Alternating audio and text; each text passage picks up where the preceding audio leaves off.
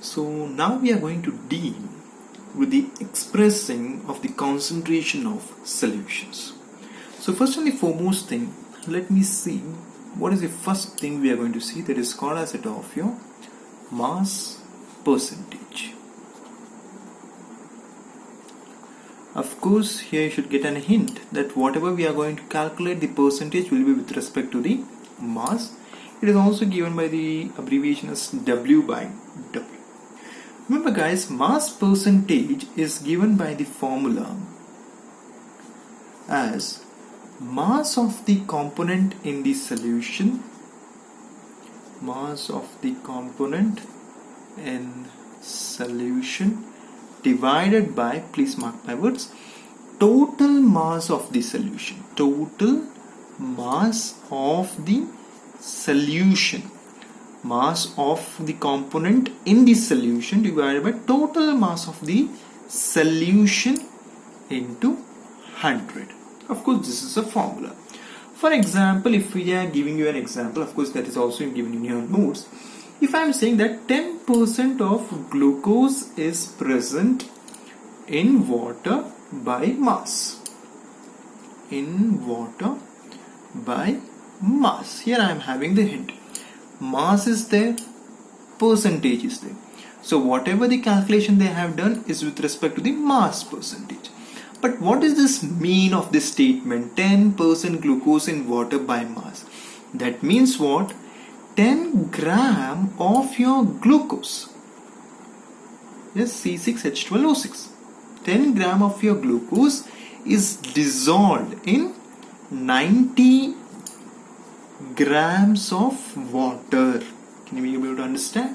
10 gram of your glucose is dissolved in 90 gram of the water to constitute the overall solution as 100 grams. Now you can ask me, then how can we get 10%? Let us take an example. We are taking this one as an example. What they have said, we want mass of the component in a solution. So what is the mass of a component of the glucose? We know it is 10. Okay, that is the reason I have said total mass of the solution. They have said, they have neither said as solvent nor they have said as solute. We know what solution means, solvent plus solute. So what it will be, 90 plus 10, it will be equals to 100 into 100, 100 and 100 gets cancels, which means what? 10%. That is the reason they have said that 10% glucose in water by mass. So that means what is the ml of the, what is the gram of the water you have taken? 90 gram. Why? In order to constitute over as 100 grams of your solution. So that is the way of doing your mass percent. So mass percentage means what? Mass of the component in a solution divided by total mass of the solution into 100. Coming to the another expression, which is called as it of your volume percent. Of course, you can only say it. So volume percent of the component means what? Volume of a component, of course, divided by total volume of solution. Total volume of solution into 100. Yes. So here also what they have said, 10% ethanol solution in water. They have given you the example. 10% ethanol means what? The same way. Here we expressed in grams. Here now we are expecting with respect to volume. That means what? 10 ml of the ethanol is dissolved in 90 ml of the water in order to give the overall component solution as 100 ml. So just you put your terms over here. Volume of the component is 10 ml of the ethanol. Total volume of the solution is 100 ml into 100. 100 cancels. You'll be getting the volume percent as 10%. Same as it of your mass percent. So mass percent may we consider the mass of the component. Volume percent may we constitutes your volume of the component. Now the next most important thing is the hybrid form of the two. That is what you can say is mass by volume percent. So basically these are the terms we will be using, these concentration terms in pharmaceutical companies in order to express your drugs.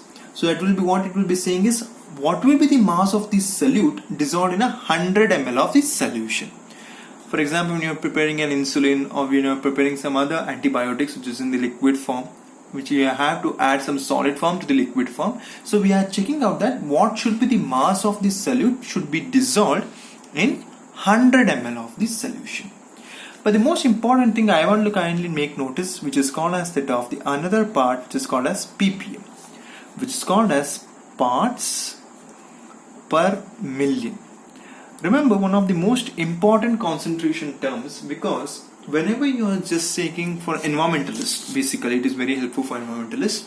When you have a polluted water and you are going to check out that what is the content of the pollution in there, of course they will be not in liters, they will be not be in milliliters also.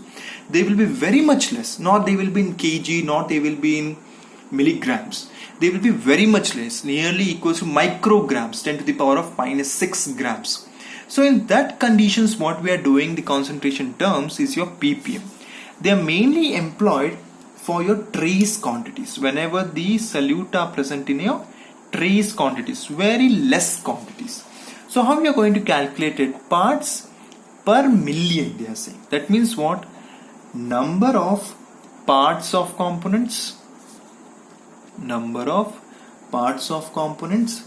divided by total number of all the components in the solution. Total number of all the components in the solution. But here majorly we are doing into 10 to the power of 6. You can ask me, so why 10 to the power of 6? What I am saying over here, per million. What does your 1 million is equals to? So 1 million is equals to 10 lakh. So how will you write 10 lakh? Of course 1 afterwards 6 0 salva 10 lakh. Here also the same way. That is the reason. Number of the parts of the component divided by total number of the components in the solution into 10 to the power of 6, which means what? Per million. Parts per million. Okay. Let us take an example. Of course they have given you a liter of seawater weighs 1030 grams, which is containing 6 milligrams of dissolved oxygen. So here my component is our oxygen, which is given as 6 into 10 to the power of minus 3, divided by total number of the components they are given as 1030 grams. So into 10 to the power of 6, which will be equals to 5.8 ppm of your oxygen. So can you just see 5.8 and able to see what is the content over here? Very less trace quantity was present in our water, in the sea water, and that is in the range of how much? 5.8 parts per million of oxygen is present in overall 1030 grams of your sea water. So this way we are calculating for that of your ppm. Very much important whenever when you're going for the higher classes, you will be able to see in a much a broad way. But now just for a while you just remember that ppm is mainly employed whenever the solutes are present in a trace quantity, and it is measured with respect to the million, parts per million. What will be the parts of the component divided by total number of the components in the solution into 10 to the power of 6. So they are also expressed in micrograms per milliliter. Even sometimes we are expressing in ppm, and sometimes you also represent them in micrograms per ml. Coming to the next part, of course you all may be knowing it, which is called as molarity. Yes, of course whenever we are doing again and again, you are committing a mistake while writing its definition. I am just writing it once again. What are you going to write is number of the moles of solute. Complete the sentence. You just write number of moles. So number of the moles of the solute divided by volume of solution in liters. Yes or no? Number of the moles of the solute divided by volume of the solution in liters. So that is called as what? Your molarity. Now how to remember it? Of course we are calculating for a solute. In all the cases you could just see that the enumerated terms consist of your solute. But here mole means moles. Molarity. From the moles is a number of the moles of the solute. Riti, R is coming. So of course volume of the solution in liters. Liters. So this is the way you have to remember it. Of course very much important. They can ask you this definition also. So number of the moles of the solute divided by volume of the solution in liters. Coming to its another phase, which is called as that of your molality. How will you define this? Of course, number of the moles of solute divided by what? Mass of the solvent in kg. Mass of the solvent in kg. Don't get confused. Here we have written a solution. It is not a solvent. But in molality, the numerator is same. But what it is saying? Mass of the solvent in kg. Very much important. So this is, however, you are remembering that it will be abbreviated as capital M. It will be abbreviated as small m. Molarity and molality. Coming to the other most important, which is called as that of your mole fraction. How can you define it? It's a ratio of a number of the moles of a particular component divided by total number of the components present in a solution. For example, if you are having the two components as Na and Nb, so what is the part of your Na? Mole fraction of component A is number of the moles of the divided by total moles of the component Na plus Nb. If I consider as Xa, then how can I write as Xb? Nb divided by Na plus Nb. This is the way. But the major important thing I just want to make sure that, remember, Xa plus Xb, that is a mole fraction of your component A and mole fraction of your component A, the sum will be equals to what? 1. So there is, if they have given you the Xa, or if you are calculating the Xa, no need of putting once again the formula and dividing it. Instead, you can, what you can do, you can just subtract it from 1 minus that part. For example, for you Xa is known and you want to find out Xb. So Xb will be equals to what? 1 minus Xa. Of course, the answer will be same. You can just cross check it. So this is a major important thing. So what does a mole fraction say? So mole fraction means what? Number of the moles of the component divided by total number of the moles of all the components. So in a binary solution, the number of the moles, of course, will be A and B itself. Only two components will be there. I'm majorly going with binary part. Two components. That is the reason I have written. If there are I components, of course, there will be a. So Xi will be equal as what? Ni divided by N1 plus N2 and so on up till Ni. So how can I write it? Of course, Ni divided by summation. This will be written as a summation of Ni.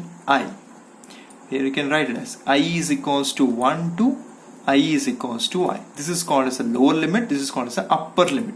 Lower limit means what is the minimum number you can put to this I? Of course, it is 1. What is the maximum number you can put to I? That is your I itself. So that represents. So summation means N1 plus N2 up till from the lower limit to the upper limit, you are going to add it. So this is given by this symbol of summation. Okay. So Xi for a I component I have written Ni divided by summation of I is equals to 1 to I is equals to I Ni. So how will you just say that if I am taking for this part Xi, so X1 plus X2 plus so on up till Xi, whatever I am going to calculate, should be equals to 1. That is what we have shown in a binary solution.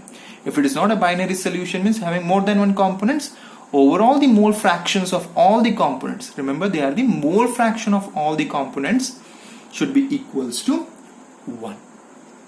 So these are the different expression terms we are going to express when you are dealing with that of your expressing a concentrated solutions. First was your mass percentage, which says with respect to mass of a component in a solution divided by total mass of the solution into 100, because you are taking as a percentage. Coming with respect to the volume percentage, is same as that of your mass, but what we have done over here, we have taken as a volume of the component divided by total volume of the solution into 100. Please mark my words here, they are the solution. So whatever we are going to take, we have to take as solute plus solvent. Coming with respect to the mass by volume percent, of course it was the mass of the solute dissolved in 100 grams of your solvent. That will be giving you a set of your mass by volume percent. Mainly they are employed in pharmaceutical companies in order to manufacture the medicines. But the most important thing with respect to your ppm, parts per million, mainly employed whenever that solute are present in a trace quantities.